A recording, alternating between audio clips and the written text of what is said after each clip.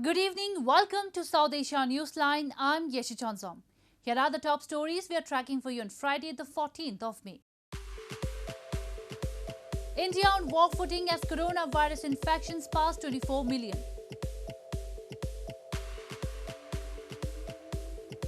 KP Sharma Oli sworn in as Nepal's Prime Minister again after opposition fails to stake claim. And Eid al-Fitr festivities subdued in India due to COVID-19.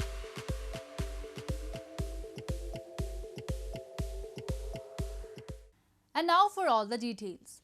Indian Prime Minister Narendra Modi sounded the alarm over the rapid spread of the coronavirus through India's vast countryside on Friday as the official tally of infections crossed 24 million and 4,000 people died for the third straight day.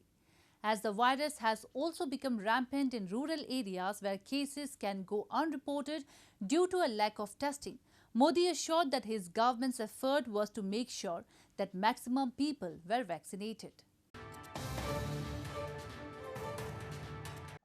Indian Prime Minister Narendra Modi sounded the alarm over the rapid spread of the coronavirus through India's vast countryside on Friday, as the official tally of infections crossed 24 million and 4,000 people died for the third straight day.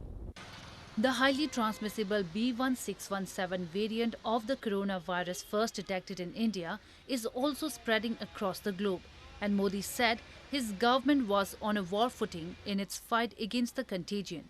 The outbreak is reaching rural areas with great speed, Modi said, addressing a group of farmers in a virtual conference. He assured that his government's effort was to make sure that maximum people were vaccinated. गांव में रहने वाली सभी भाई बहनों को corona से फिर सतर्क करना चाहता हूं। ये संक्रमण अभी गांव में भी तेजी से पहुंच रहा है। देश की हर सरकार इससे निपटने के लिए हर संभव प्रयास कर रही है। Although India is the world's largest vaccine producer, the huge demand has left it low on stocks. So far, it has fully vaccinated over 179 million people. Only 3 vaccines have been approved to be sold in the country: Covaxin, Covishield and Sputnik V. Russian-made Sputnik V was soft-launched in India with the first dose administered in southern Hyderabad city on Friday. A herd of 18 wild Asiatic elephants were found dead in India's northeastern state of Assam, possibly because of a massive lightning strike, local officials said on Friday. The incident happened in the hilly Kandali proposed reserve forest area of Assam on Wednesday. At least 18 elephants were killed after being struck by lightning during a thunderstorm in India's northeastern Assam state on Thursday, according to local media. Local residents found the carcasses of the elephants in a forest in the state's Nagaon district and alerted the forest department officials, who in turn recovered the bodies. Assam Forest Minister Parimal Sukla Baidya said the carcasses were sent for post-mortem and an investigation is underway. ये बहुत दुखद घटना है। Assam forest में ऐसा कभी हुआ नहीं। ये आज दोपहर में जब बरसात गिर रही थी तब वो थंडरिंग हुआ और इतना धमाका से हुआ कि अभी तक हमारा 18 जो एलिफेंट है इन लोग का तो देहांत हो गया।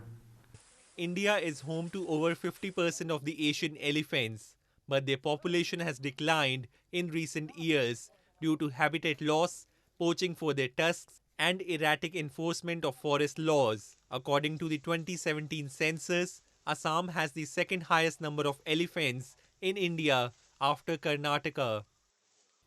In news from Pakistan, the Pakistani Interior Ministry has been directed to add opposition leader Shahbaz Sharif to the country's exit control list after the approval from the federal cabinet on Thursday.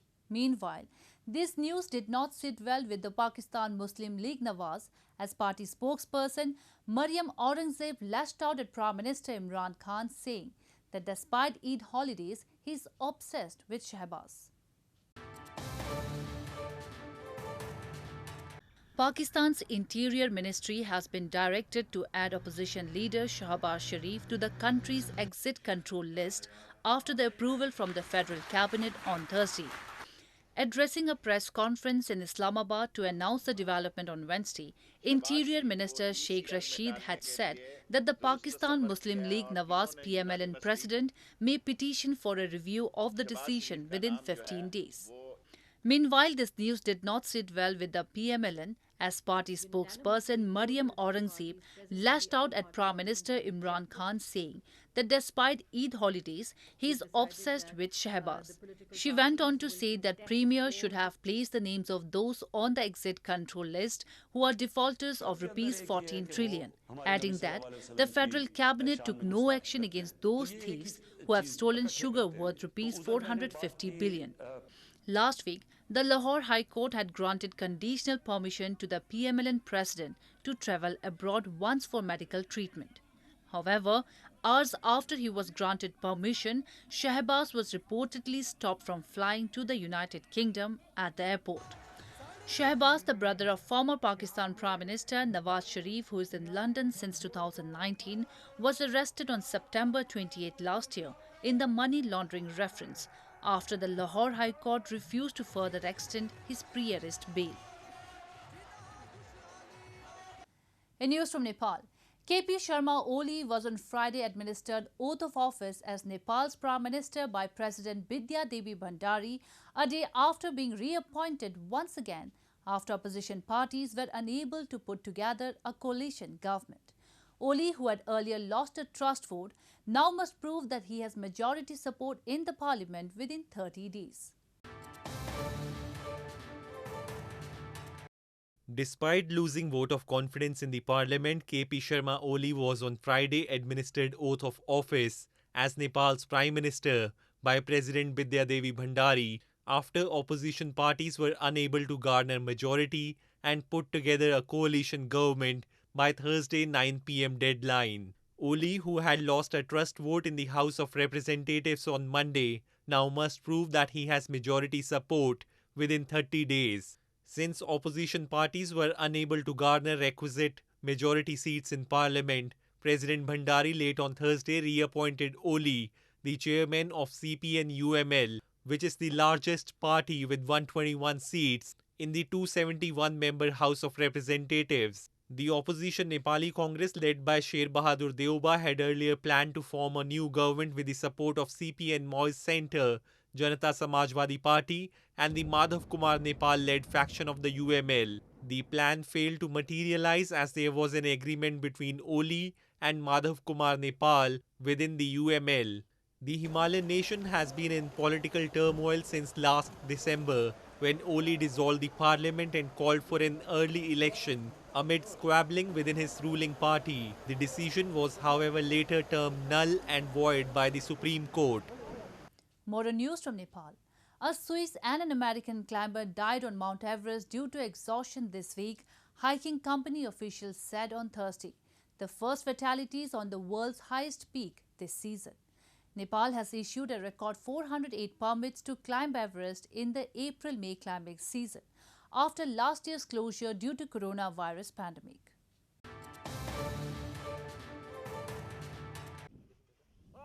A Swiss and an American climber have died on Mount Everest, hiking company officials said on Thursday, the first fatalities on the world's highest peak this season.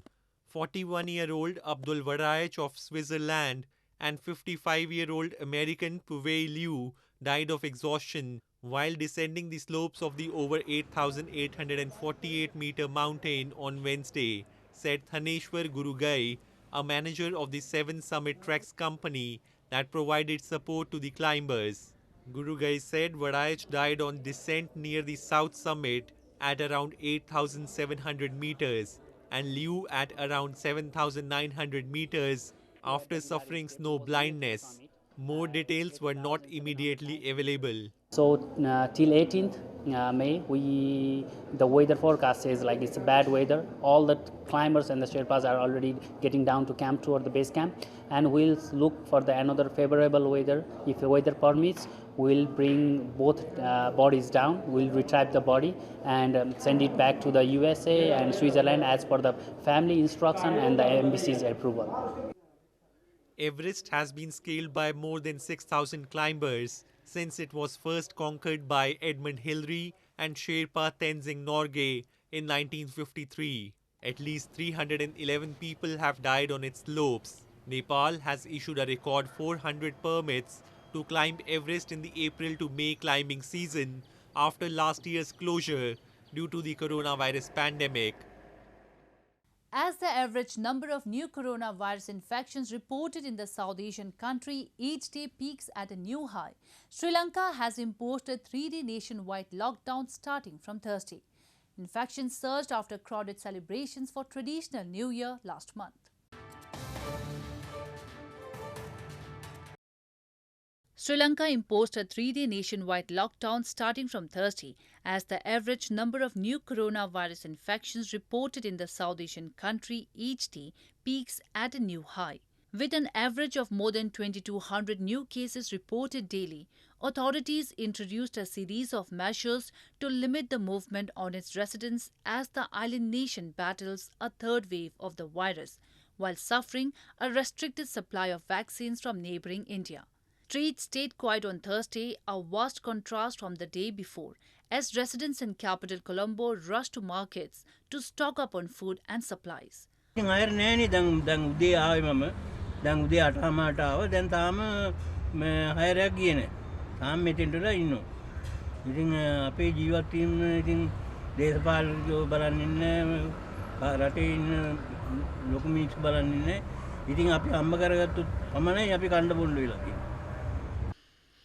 The total number of infections on the island nation stands at 135,796 cases with 892 deaths. Its total number of active cases is higher than any point since the pandemic began. Infections surged after crowded celebrations for traditional New Year last month.